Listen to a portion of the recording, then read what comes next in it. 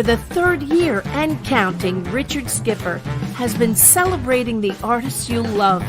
Richard Skipper is all about celebrating life, art, and his guest body of work. Please join us while he showcases these diverse and talented individuals. Here's Richard Skipper. Happy Friday, everyone, and welcome to the latest edition of Richard Skipper Celebrates. Who or what are you celebrating today? There's so much to celebrate if you take the time to do so.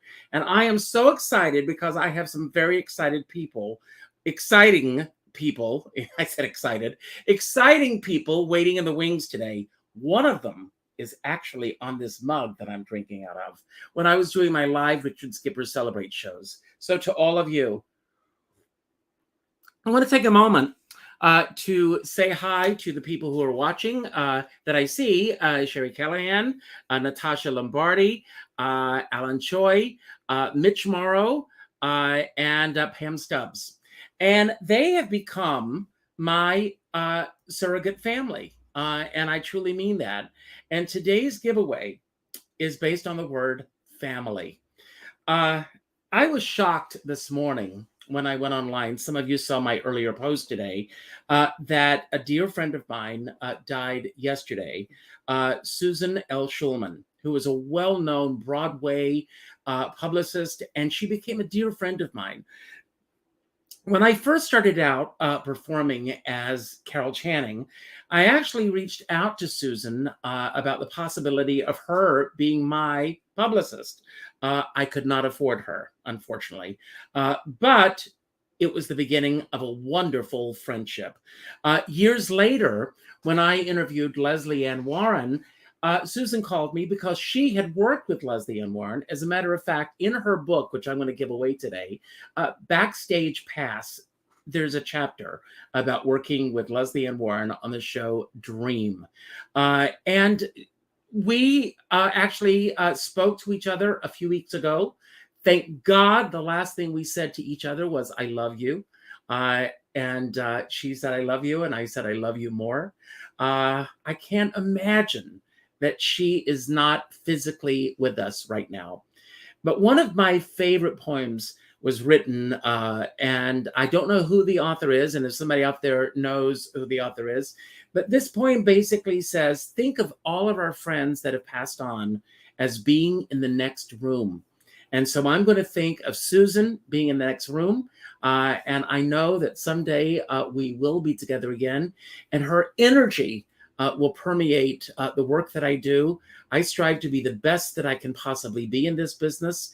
And it's people like Susan L. Schulman who taught me that, and I will carry that on. Today is National Apple Day. I've got my apples right here. Look at this. Aren't they gorgeous? And each of my guests today are beautiful apples in their own right. My only regret about today is that Gretchen Reinhagen is not one of my mystery guests, because Gretchen Reinhagen's catchphrase is, how about them apples? Well, we're going to start. I'm going to ask Sherry Callahan, who lives in my hometown, to pick a number 1 through 4. And that will bring on our first guest today. As we do with all of these shows, I never know who I'm going to bring on. So I hope that everybody who's waiting in the wings is ready. So when Sherry gives us our number, we're going to bring that person on. And she picks number 3. And I see she's putting a necklace on. So she better get to her seat very fast, because I am bringing her on. And she happens to be... Hi! She happens to be on the mug that I'm drinking out of. Oh, Richard. When we did our black and white tribute to Warner Brothers Studios. Oh, it was a great, God, that feels like 1,000 years ago, doesn't it? It does feel like 1,000 years ago. But, today Meg sent me a press release about her upcoming shows. And I thought, I'm going to ask her if she can come on today. And at the last minute, she called me and said, Richard, I think I'm going to make it home in time to do this. And here you are. We are going to get you out of here by 6 o'clock. We may go over a minute, but we're going to get you out in that vicinity. But Meg, so who or what are you celebrating today? And tell us about this upcoming show of yours. I'm celebrating Gratitude in Life Lessons. Wow. I think, well, that's what happens when I talk to you. I think like this. That's why you're so good for all of us, because the life lessons that I've written about in the book and in the show and in the songs, you have witnessed, my friend, since we met. Yes. And it was your fault that I wrote the book. My fault? Do you remember during our COVID interview, you were interviewing me about the Home Shopping Diva book. That's right. And we were talking about Becky. And you said you need to write a book about Becky. Becky is Meg's Well, I did. mother. Yes. And I did. That's her. Congratulations. You did that. Wow. And I was so hesitant, even though the whole thing has been written above my head waiting since she took her last breath. But what happened in January is I watched a wonderful Netflix documentary about Joan Didion. And it's a really great one about, for anyone who writes, creates anything, she really talks about the process. You know that Kathleen Chalfant is going to be doing a show in New York. I'm getting a little bit of an echo there, so I can hear my voice coming back through your speakers, I think. But Kathleen Chalfant is going to be doing a wonderful, I think it's a one-woman show based on the life of Joan Didion. Wow. It's coming up. Well, that's a huge, huge role to play. Well, she talks at the end of this documentary about writing The Year of Magical Thinking, losing her daughter and losing her husband in the same year. And when I finished the documentary, I literally got up, sat at my desk, and wrote the first chapter. It was like something was pushing me. If Joan Didion can do it, by God. So then I got COVID in January. I just got over it. And I couldn't exercise, I couldn't sing. And so I literally wrote a chapter a day during COVID. And then by the time the COVID was done, I had 9 chapters. So then I was in. And so I finished it this spring. Back up for just a minute. You wrote a chapter a day? They're small chapters. Well, okay. I wanted to write a very readable, easy, heartwarming, humorous, inviting document for anyone going through caregiving or grief. I wanted it to be easy. I wanted it to be inspiring. I wanted it to be entertaining. I wanted to take the sadness out of it. You know, in the back of the book, it says it doesn't have to be so sad, because that's what my mother taught me. And of course, all the lessons of staying in the moment. So I wrote the Hold On Tight book about, it starts with my father's funeral and ends with her last breath. And it really is a celebration of caregivers, these women that helped me give my mother, I think, some of the best years of her life. And also the many, many lessons my mother had to teach me while her brain was dying. So it's all about the use of it. These people are not gone while they're changing. They have so much to teach us if we go to their world. So it's without being preachy, I hope it helps people going through this to not be so scared, because for whatever reason, I wasn't scared with my mother. So then what happened was Karina Sowers-Adler, our lovely friend in New Jersey, partnered with a very cool church wanting to create like secular concerts outside during the summer. Mm-hmm. And Lisa Vigiano, another dear friend of ours, who is also on the mug. Yes, she's on the mug. Exactly. That was such a great show.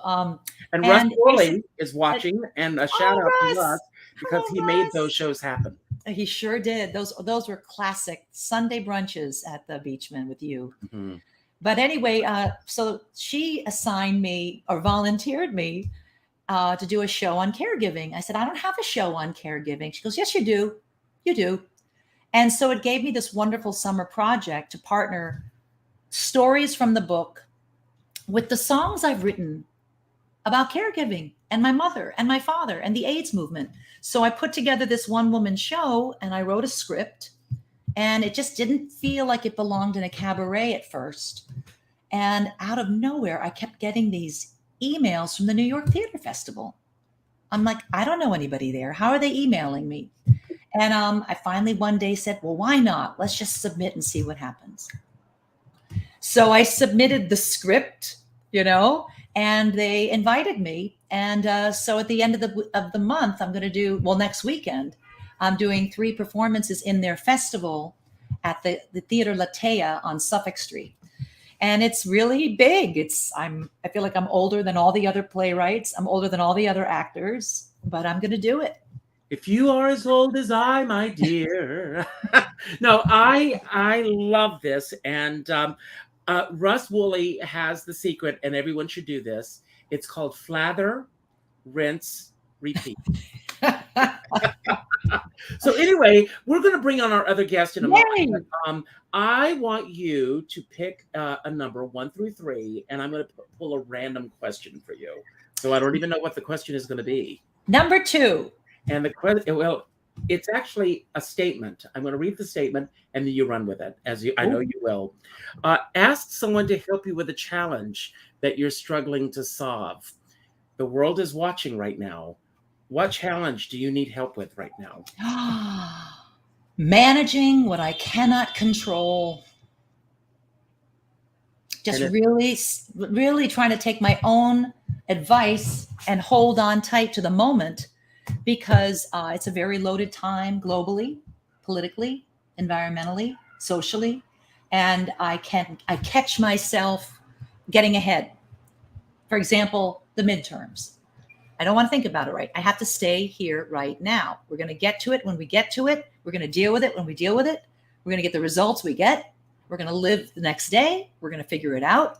But that's been my challenge, is like catching that jumping ahead, catching that trying to control the future. And if there's anything that my mother taught me, caring for her those 10 years, was to stay in the moment. So I'm struggling with that now, to stay in the moment. I interviewed someone, and he was a sitcom writer, and he worked on The Golden Girls, Barney Miller, so many wonderful, incredible shows. And he said that he sets his days like sitcoms. How long is a sitcom? 30 minutes. If an issue or a problem comes up in that 30-minute time frame, in the next 30 minutes, it's gone, because that chapter is over. And I think it's a wonderful way of looking at things. And I love it. Great. So you get to bring on our next guest. Yay! You get to pull a number 1 through 3, and you have no idea who's waiting in the wings. Number 3. And it is, I have to tell you something, a valuable lesson. About a year ago, I interviewed this guy on Richard Skipper Celebrates. And I went today to let him know that I was going to be featuring him in my newsletter. Plug right now, the Skipper's Guide comes out Sunday night at midnight. And I always do a flashback to a year ago. Who was I interviewing at the time? And I was interviewing this next guest. And so I had him on the show. Great interview. He is so loved in the cabaret community. And when I went to his page to let him know, not only that I was going to have him on the show, but I was going to invite him to be on the show a year later, I found out that I was unfriended by him. And when I wrote to him to ask why I was unfriended, it was oblivious. He said, I had no idea that we were no longer friends. So thank God I reached out to him today, because God only knows how long. You push a button sometimes. I have been guilty of that, where I've unfriended someone and not known that they, but all these scenarios are running through my head. And he said, absolutely not. I would not unfriend you. And I'm so thrilled that he is here today. And that's Michael Colby. So, so how are you, Michael? I'm verklempt. I could not believe it when I went. I mean, social media drives me crazy, because I've been trying to clear out some people, and I must have accidentally gone overboard. Yeah. But, you want to see my mugshot? It's with the police station, but we don't want to go there. No. You got to get a Richard Skipper Celebrates mug so you can do your own mugshot. But I want to ask you, who or what are you celebrating today? I'm celebrating the cabaret and theater community. During COVID, I got a lot of calls from people who were really eager to work. They were stir crazy, and they asked me if I had anything coming up eventually, and if I had any songs for them. So what I've done is I put together an evening of story songs with some of these people and also with some up and coming people who are just so incredibly talented. They haven't had the opportunity to perform lately. And it's just a very bad time for breaking into the profession. So, anyway, this show is Other Lives, and it's Winter Rhythms. They've asked me to have it on twice. And Wow. yeah, they only do one usually, but I did Love the Lad there last year, and the Algonquin Kid, and Love the Lad was popular. So here are some of the people I have. I have Janet Aldridge, Beth Austin, who starred in Whoopi, Clea Blackhurst, Ah. um, David Edwards, Renee Katz, Sarah Rice, David Sabella, Jane Seaman, Marion Tatum, Maureen Taylor, Deborah Jean Templin, Deborah Trinelli, and Joshua Turchin, who is my Love the Lad and who was the bar mitzvah boy on Mrs. Maisel. And on that, I've been an extra on Mrs. Maisel for most of the season, and we're wrapping up the final concluding episode. Oh, I'm so excited. Way plot points. Well, it's great. And all those people that you just mentioned, I love each and every one of them. I do want to let everyone know, glutton that I am, that tonight at 8 o'clock, I'm doing another show. Okay. I'm celebrating Angela Lansbury tonight. Oh. And Sarah Rice is going to be on the show talking about her memories in Sweeney Todd. So Mag came up with a question, and I'm going to address this with you as well. Is there anything that you feel overwhelmed with right now in terms of the work that you're doing or what's coming up, and you want to put a shout out to anyone right now of something that you need? Well, funny you should say that. I had a workshop that was supposed to happen. I don't want to tell you what show it was, but it was postponed. And lately, I've also been trying to bring back Charlotte Sweet for a variety of reasons, including the fact that when I did Love the Lad, I found the perfect Charlotte Sweet. There have been 3 perfect Charlotte Sweets. Mara Beckerman, for whom I wrote it when she did Love the Lad, and she got a Drama Desk nomination, in competition with Betty Buckley in Cats and Ellen Green in Little Shop of Horrors, and Twiggy, and it was won by Natalia, I'm going to mispronounce it, Makarova and On Your Toes. But here we had Mara Beckerman, and the second one also did Love the Lad for me, and her name was, she was very young then, her name was Kristen Chenoweth. Uh-huh. And because, you know, it's about a high voice soprano who becomes addicted to helium balloons. And Madeline Kahn.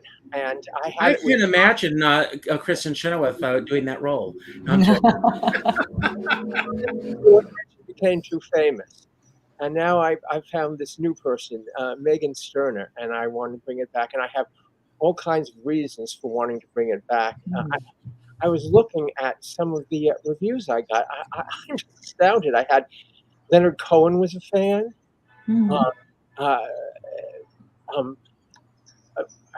Al Hirschfeld. There's a whole page on his website about Charlotte Sweet, and there was an article that came out recently in which this historian Kurt Gansel said it has the best ending in musicals ever.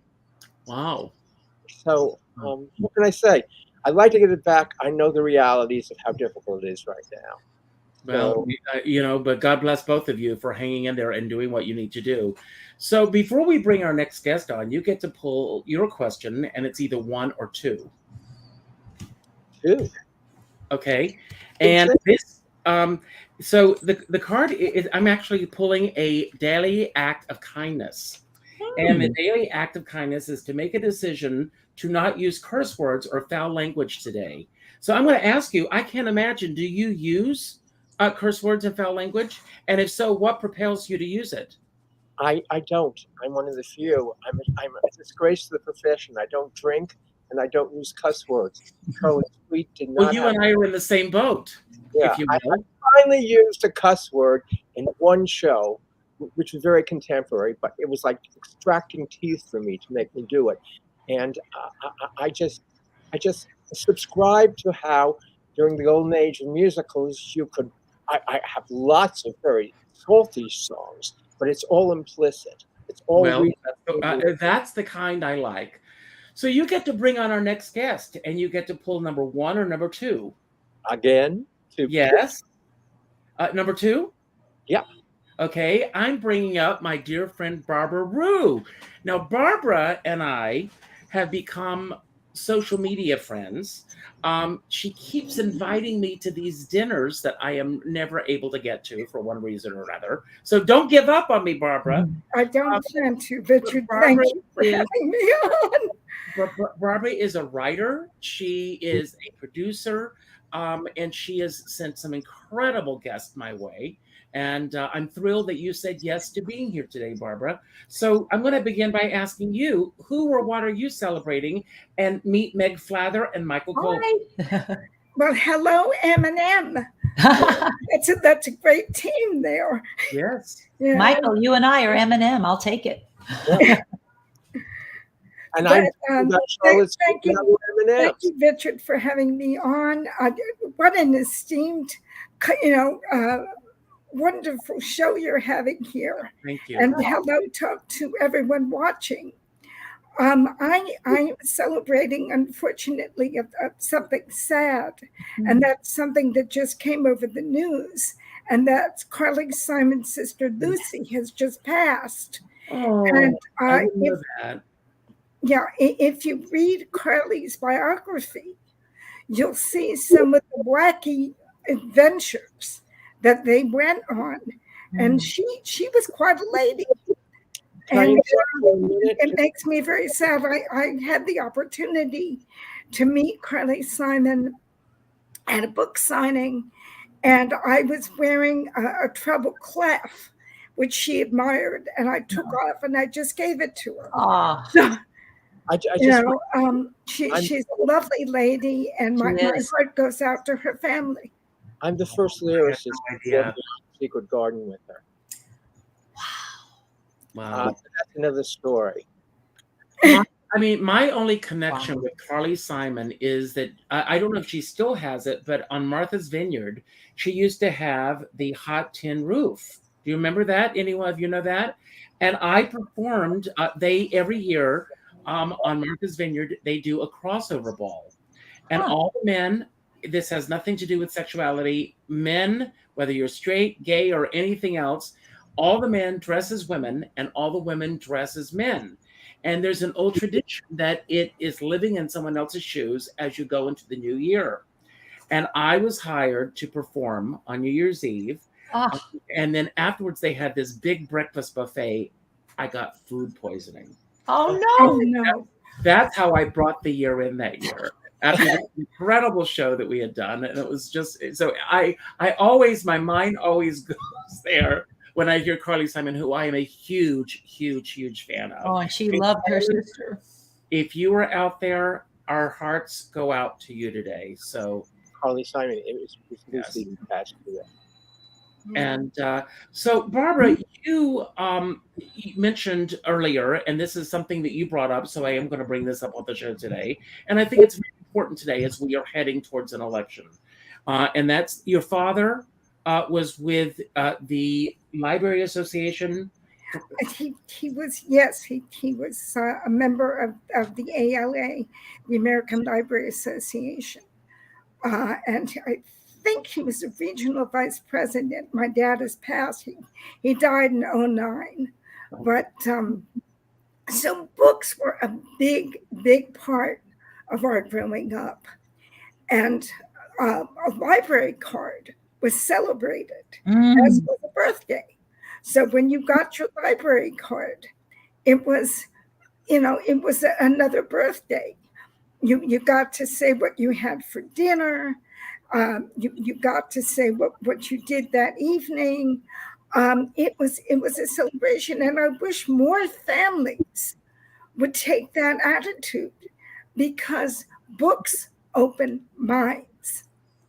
And right now in this country, with book banning going on, and it should not even be an issue in this country, I don't get it.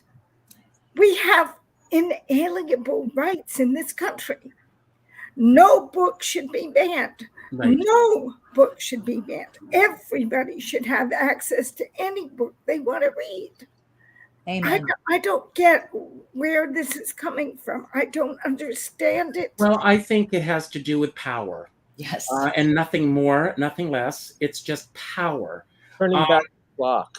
You know, when Danny and I, my husband, when we got married, and we're going into our 33rd year together next year. Incredible. When we got married, we were one of the first 100 couples to get married in New York State, same-sex couples. And it was almost as if we had become the poster children for a new movement or something, because every newspaper in Rockland County wanted to do a story on us. We were covered on local television stations and everything. But one of the things that I said at that time is, on any given night in my house right now, across the street is a church. There's another church down the road. Both of these churches are so open-minded. It's incredible. Our dear friend Peggy Eason, her memorial was across the street.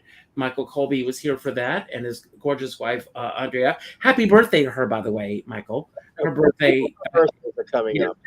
Yes. Whoever. And, the point that I want to make here is, I don't sit around thinking about what's going on in the homes around me on any given night.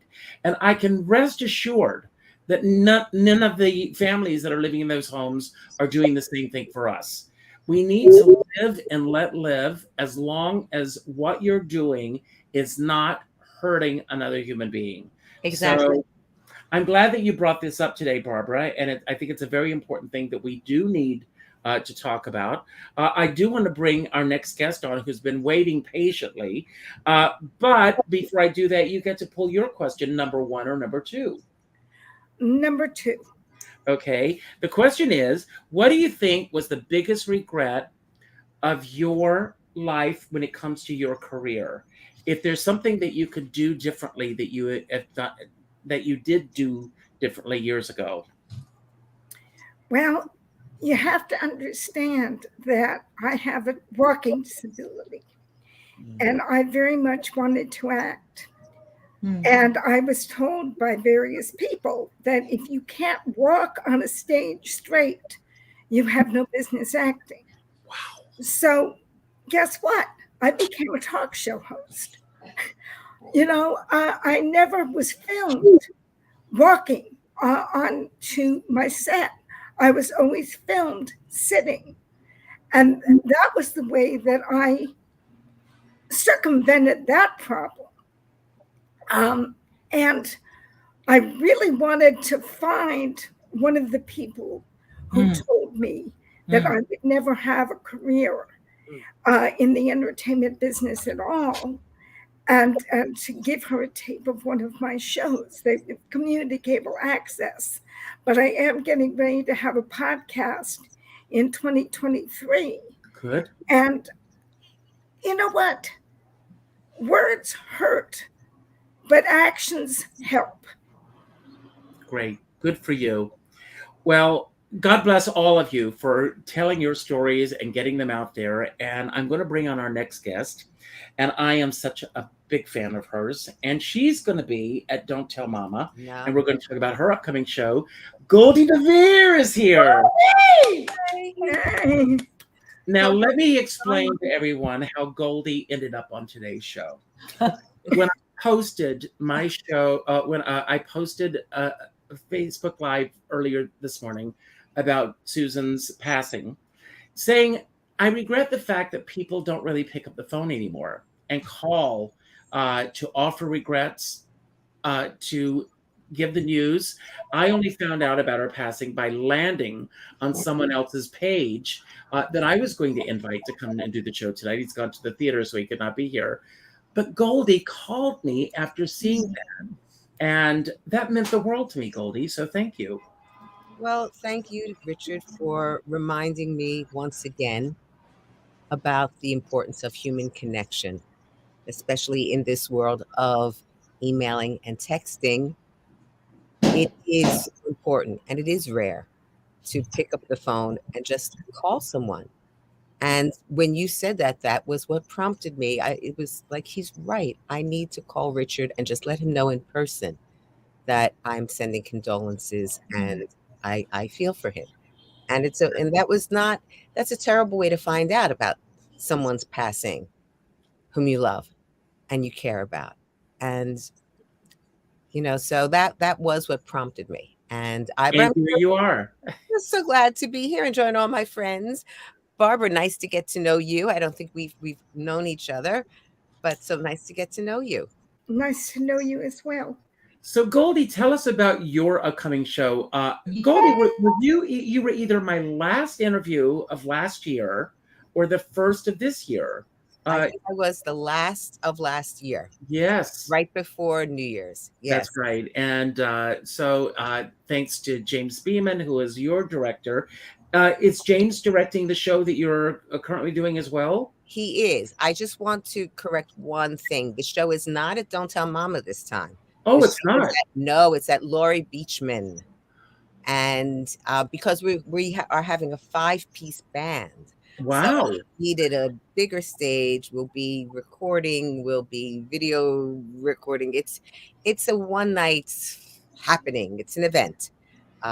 So yeah, it's Laurie Beachman. It's going to be in a couple weeks, November 6th on a Sunday, 7 p.m. Meg, I'm so excited you'll be there. It's on my calendar. I'm hoping to be there. I so hope you will, Richard. I think you will. And I will show up at the right venue. Well, wouldn't that be rich if you just showed up and Don't Tell Mama? Then you would hate me forever. No, I would never hate you. No, so tell us about the show and what's the message that you're putting across with the show? Well, this show is called Sweet Beginning, a musical celebration. Sweet Beginning is one of the songs that is on the CD that we are celebrating the release of. And it is going to be in the show.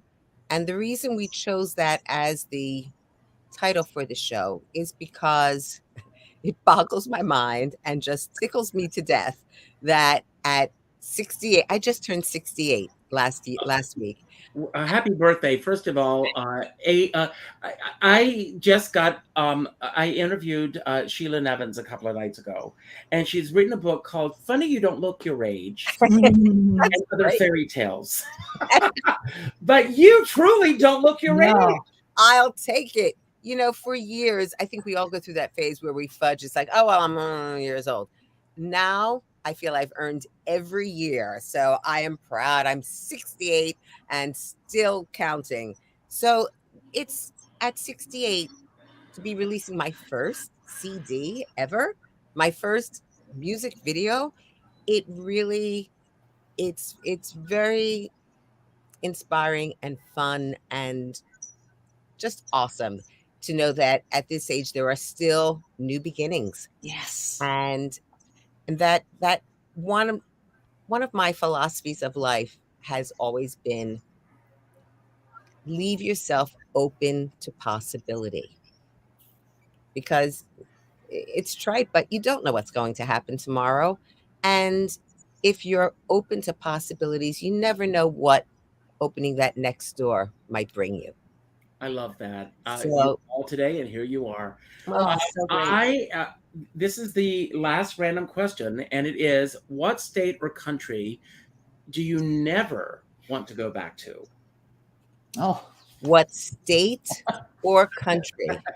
Yes. I never want to go to a specific place in Georgia, Valdosta, Georgia. When I was on the road with my band years ago in the 70s, late 70s, and we were traveling all up and down the East Coast and many places through the South. And the South is really a beautiful place. But well, imagine in certain areas in the South, and especially back in the mid to late 70s, attitudes towards women and other groups were not quite so open as they even are today. And I was the only female. I was the lead singer in a band of 5 guys traveling around. And most places, everywhere, even the South, people were just lovely, gracious, warm, inviting. But in Valdosta, Georgia, just like it's like 10 miles north of the Florida border. It's all the way down there. The men thought that no meant just try harder. Oh. And it was a very trying 2 weeks of our engagement there. Now, thankfully, my fellow band members, the guys in my band, were always very protective of me. So I never felt in danger or anything like that. But it was a very aggravating, annoying 2 weeks of my life. So right now, that's the first thing that comes to mind as a place I would never want to go back. And what a shame that that's the memory Yeah. and thank you for being honest about this. Wendy Sherrill, another one of my favorite entertainers, Right. she told her sons when they went away to college, remember, yes still means no. Mm. Isn't that great advice? And I love that. Beautiful. So, and her sons, thank God, they never got in trouble as far as I know. So today we are going to celebrate the national holidays of today. And I'm going to go around, I'm going to tell you about some of these unusual holidays and to get your take on it. And I'll start with you, Meg. Today is Back to the Future Day because the Back to the Future franchise started on this date. And I heard today that Back to the Future is coming to Broadway as a musical. It's in London. It's the London hit. It is. I have friends that have seen it. They said the car literally flies. Right. Roger It Park. literally flies. So, Meg, are you a fan of this movie franchise? And it's funny. I'm such an intense triple Aquarian. But the thing is, I remember loving it. I remember probably being dragged because I often had to be dragged to sort of light, fun things. And then they're really good for me, and who doesn't like Michael J. Fox? Wow. Yes. I mean, it's a very Barbara, when I asked Barbara, story, right? she mentioned Michael J. Fox. Barbara, you know Michael, don't you? No, I know his wife. I've never met Michael. Okay.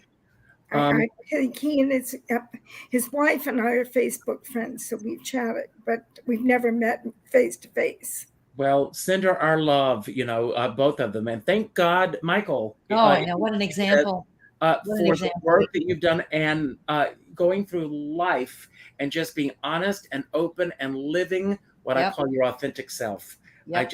I love him. Michael, today is also Apple Day. How about them apples? Are you a big Apple fan? Do you believe in an apple a day? And if so, what's your favorite way of eating apples? Well, in pie, of course. And Danny makes apple pie. My teeth, but I'm using a Mac. I'm using an Apple computer, and in Charlotte Suite, Merle Louise played Cecily McIntosh. So those are my big Apple connections. And how do that name? Why that name? Why that name? I have no idea.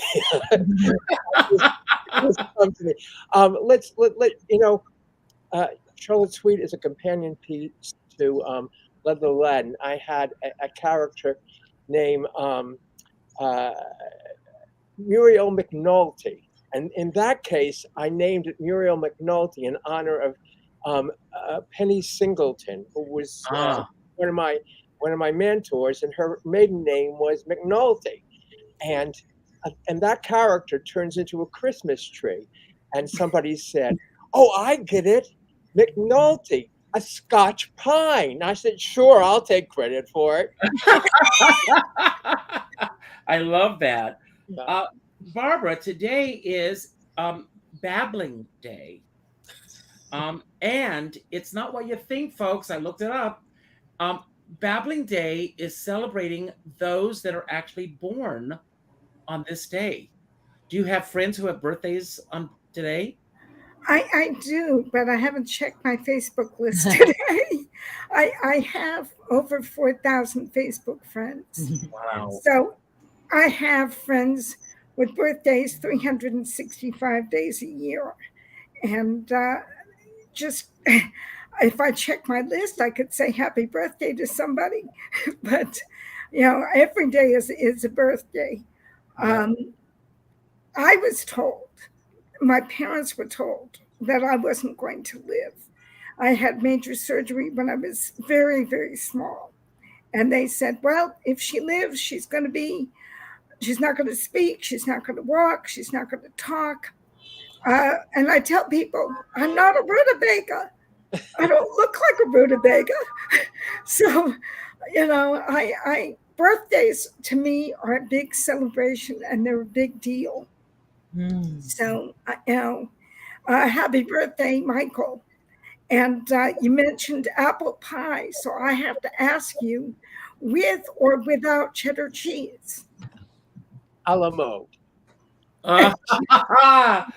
Absolutely. Cheese, I'm a Colby, but no. And I'm going to be 71.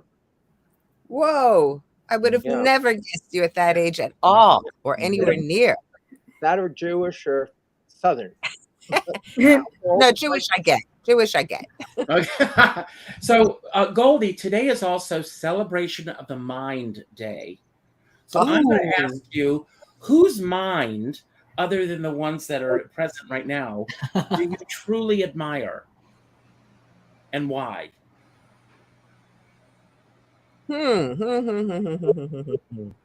Well, God, while I'm thinking of that, I want to cheat just a bit and just take a little bit from Barbara's question, because today is actually my brother's birthday. It's a big one. He's turning 60. So yeah. And I am making sure I'm talking to him in person today, Richard, not just texting him, which I've Is he watching right now? Do you know? I think he's still at work. Okay. And what's his name? Mark. So happy birthday, Mark. It's babbling day, Mark. So call me and let's babble sometime. Okay, let's see. A mind. Oh, God. I'm going to be a little cheesy and say that at this moment, the first mind that pops into my mind is Michael Roberts. He happens to be the musical director of the show that I'm doing, and he did the arrangements for the CD that we're bringing out. Amazing arrangements, bands, strings, horns, la la la. But one of the reasons I admire his mind, I always love when I connect with someone musically and emotionally at the same time, and we sort of get each other and we understand each other. But he actually, there was a certain moment in the show that we kept looking for a song for, couldn't find it. And Jamie Beeman, Michael, and I were sitting at rehearsal, and Michael turned around and said, well, why don't I just write you a song about it? And it was like, yeah, really? And within a week, he had the first verse, and it was exactly what I wanted to say in the way I wanted to say it. And it was one of those things. I have this weird barometer, like when things happen right, especially in creation, I get these like chills on my forearms, and I got the chills, and it's like, ooh, okay. And so he has created this. I'm in awe of someone who can do that and do it so quickly and so beautifully and so honestly. So that's whose mind really came to my mind first. The creative process, the creative mind is something that just, the world would not be the same without the creators, the creative people. And I think I'm fairly creative in certain things. But I do think of myself as more of an interpreter. and there's a richness that I try to bring to what I am, the way I am interpreting what someone has created. But people who actually, you start with a blank page, you start with a blank thing, and out of that you create. That's something I admire of you, Meg. I just wasn't allowed to choose you because you're here. And he said, nobody here. I did see Meg's show, and it just blew me away. Wow. I was sitting with Sherry Eager. The two of us were in tears, but not sad tears, just heartfelt moments that I connected with so much. And yes, there is so much humor in your show. It's so beautifully crafted and just extraordinarily performed by you and Tracy. And the music, how it interweaves and intertwines, is seamless, and it's just beautiful. Thank you. You really did wipe me out that night. Oh, bless you. I want to piggyback on that one. Tracy Stark also has a brilliant mind. Yes. Yes. I asked Tracy to be here today, but unfortunately it was last minute and she was not able to get here. So God bless her. And Meg, getting back to you, and this is very important for all of us. Today is Check Your Meds Day. Check your meds day, like medications. Yes, medications. So how often do you check your medications? You know, I'm very lucky, Richard. I really don't take anything Good for you. at this point. I just take a little Pepsid before bedtime. Because as we get older, you know, I think we all have a little of that, especially after the last 2.5 years. Yeah, absolutely. Well, I'm glad. But yeah, knock on wood, no medications other than that. But I have a lot of people in my life, though, who are alive and sane because of medications, and checking medications is essential. So everybody take the time to do that today. Michael, it is also Count Your Buttons Day. Okay. So I know that may sound a little bizarre, but do you count your buttons? I'm more of a zipper. That's because I'm a protege of the Rogers and Hart family, and I only go with zip. Zip. Yeah. Zip. I did see Red Buttons in person once, and I counted him as being there, but that's about as far as it goes. Danny and I went to the last preview of Hairspray before it officially opened, and Red Buttons was sitting in front of us. So I got a chance to tell him how much I admired his work. So today we count Red Buttons. So Barbara, today is also International Day of the Nacho. So are you a nacho fan? I like nachos, but I'm a mild nacho person. I'm not a spicy nacho person. Right. I enjoy Mexican food. We're going to be going on a cruise through the Panama Canal. Wow. And one of the stops, this is next year for our 35th wedding anniversary. Congratulations. One of the stops that we will be going to is Ensenada, Mexico. So I guess we can have nachos in Mexico. So I love it. And don't forget the Pepsid. That's a And don't forget the song Pepsid. Nachos in Mexico. That's a song title. Yes. I love that.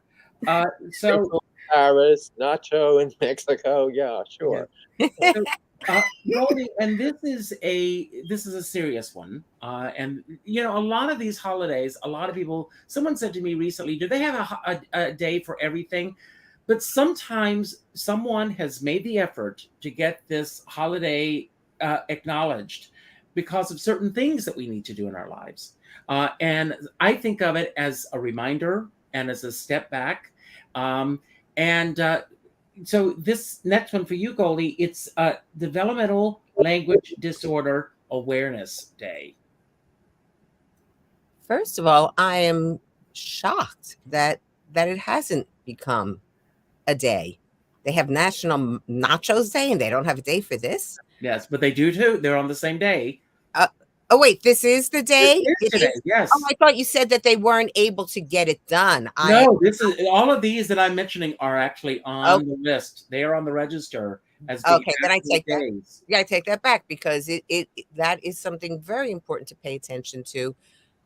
What are we without language? Mm-hmm.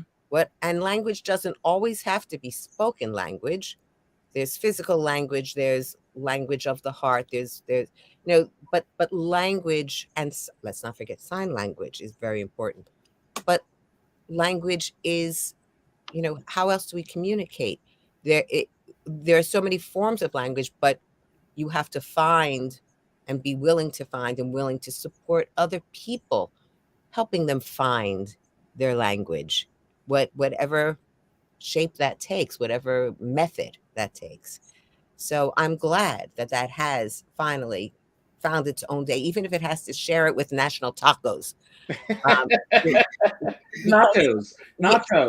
Nachos. Well, nachos, tacos. It's Well, just one continuing in song. that vein, Meg, today is also Garbanzo Bean Day. Oh, I love that. I have been discovering new uses of hummus. Oh, My favorite thing to do is to grill my chicken, chop it up, put it in my salad, put a little olive oil and a scoop of hummus and make that the dressing. Ooh. Wow. oh, Yeah. that sounds good. Little tips for the girl who can't cook at all, but COVID made her learn how. Well, We're learning so much today. Michael, another serious day. It's Global Iodine Deficiency Disorders Prevention Day. Well, I prefer Mercurico myself. Do they still have that? Yes. It's hard to find. There's a lot of iodine in the water in New Jersey, but that's about all I can think of. Okay. And Barbara, today is also very important. Someone's calling about that right now. This is very important, Barbara. And I'm going to mention to you, it's National Mammography Day for mammograms. Yes. And of course, this entire month is Breast Cancer Awareness Month. Well, my mother actually did mammography for a while. She went back to school after we all were old enough. She went back to school, to college, and got her degree as a mammographer. Wow. And she did that for many years. She's retired, but she did that for many years. It's very, very important. I know several ladies who have had, who are breast cancer survivors. What they went through, they well documented it. One of them, God bless her, she's in Israel right now, but Rain Pryor, who is Richard Pryor's daughter, has been very vocal on what she went through. And then another friend of mine just had her port taken out yesterday, and she was able to ring that bell. And it's very, very important to have the yearly checkups. Absolutely. And, our thoughts and prayers go out to Katie Couric, who is now battling this. And, and she's been a very vocal advocate because she lost her husband to colon cancer. She said that when they told her that she has breast cancer, the room was spinning, and she said she actually, it was almost as if she was having an out-of-body experience when this news was presented to her. So it's very, very important for women and men to have this. So I'm glad that we're bringing this up today. Goldie, today is National Pets for Veterans Day. Say that again, National Pets for Veterans. Oh.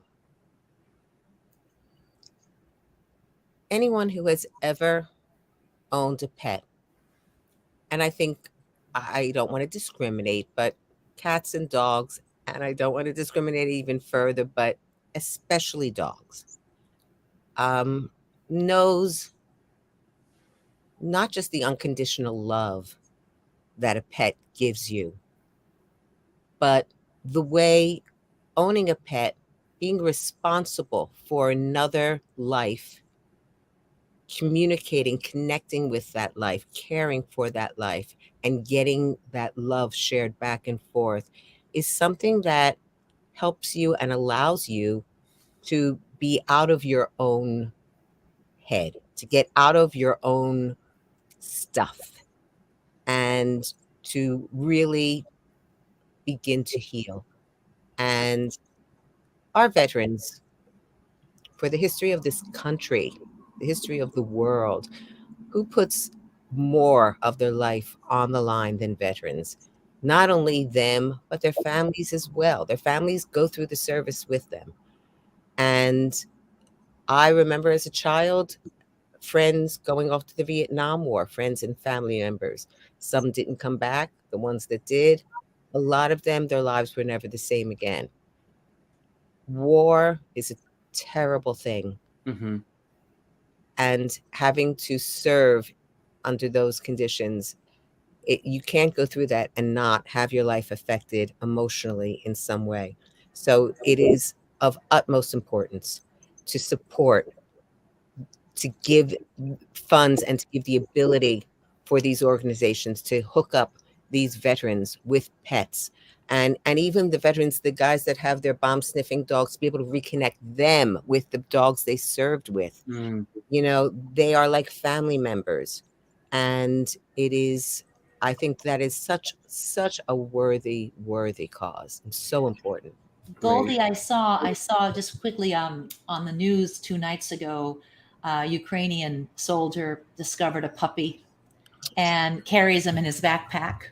Oh, So I hope that puppy and that Ukrainian soldier stay together yes, and survive and together. survive And together. Yes. So I want to thank you all for being here today. I do consider all of you family, my extended family, and everyone watching as well. I'm going to give away, again, this is Susan L. Schulman's book. Susan, this is for you.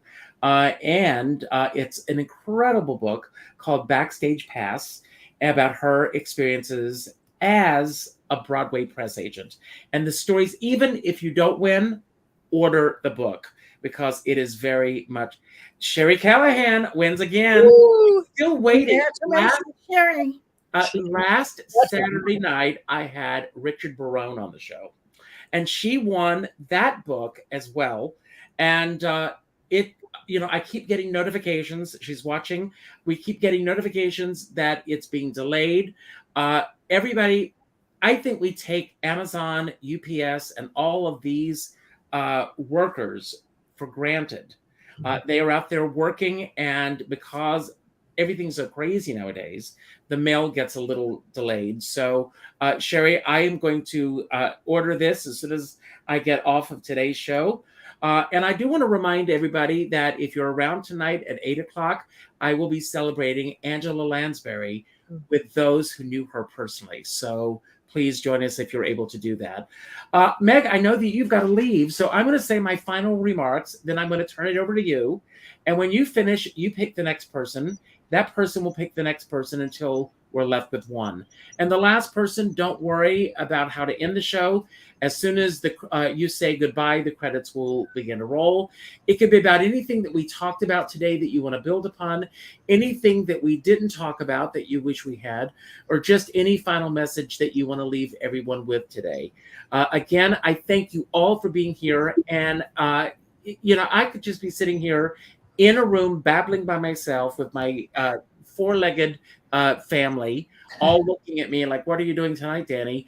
But this is where we are. So I thank you all for being here today. Please, please, please leave a comment on YouTube after the show. That lets me know what you think of the show, and share this with your friends. And let's just keep the positivity flowing. And because we are moving very fast towards this, vote, vote, vote, as if your lives depend on it, and they do now. I do. So it's very, very important. Yes, So I always end every show by telling everyone to go out and do something nice for somebody else without expecting anything in return. Go to your Facebook friends list, and the first name that pops up, as Goldie did today and as Meg did today, reach out with a phone call. Not an email message, not a text message, not a private inbox message, a phone call. And let that person know what they mean to you. The outpouring of love for Susan is all there. But wouldn't it have been great if that had been on Facebook and social media a week ago, so she could have seen it. So it's important. I know you can't do that with everybody, but if you pick that one person just to let them know what they mean to you, you could make a huge difference in someone's life. As my dear friend Sean Moniger always says, we're all in this together, but we're not in the same boat. And as you all know, I always say, if you're going to go out in a boat, make sure you bring a skipper along. So, Meg, I'm going to leave the screen, and it's all yours. Thank you. Oh, honey. Well, first of all, I guess the word that comes to my mind with being grateful is for community. And Richard, you create community wherever you go. And I keep thinking about those dark, lonely days in quarantine and looking forward to these interviews. And a lot of times what I do is I sit up at night and I watch them on YouTube, the ones that I missed. And they'll be my entertainment for the night, just to go through all your various interviews. Sandy Duncan was amazing, and Donna Pescow, and these lovely guests. So my word and my is community. Thank you for creating it. Thank you for holding it up. We are still fighting for it. We are still vulnerable. Our clubs are still vulnerable. Our theaters are still vulnerable. Tourism is still vulnerable. We need each other like we've never needed each other before. We keep thinking it's over and it's not. So thank you, community. Mwah. Oh, okay. So I'll pass the ball. It's like that was a very pregnant, fabulous pause. So I'll pass the ball to Michael, since Michael followed me. Well, first, I'm grateful to Susan L. Schulman. I contacted her once for advice, professional advice, and she couldn't have been lovelier or given me more precise and valuable advice. And I think we should all try to be that way, like Susan Schulman. And when I heard that Angela Lansbury passed, it hit me harder than Sondheim. When she came to New York, she lived at the Algonquin, and I got to write for her once at a fundraiser for the 92nd Street Y, and it was the night that it was the day that Frank Sinatra passed away, and all she wanted to do was find a place in her speech to pay tribute to Frank Sinatra, and she just reminded me of no matter what people's reputations are, there's good in them that has meant a lot to the rest of us, and we should take every moment to value and express that. Okay, Barbara. Okay, thank you, Michael.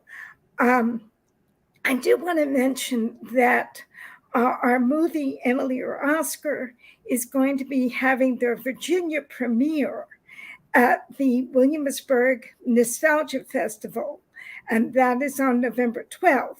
But then I would also like to implore people to please get their flu shots and please get their boosters, because we cannot continue to make strides in eradicating the flu and eradicating COVID unless people are inoculated. So get your shots.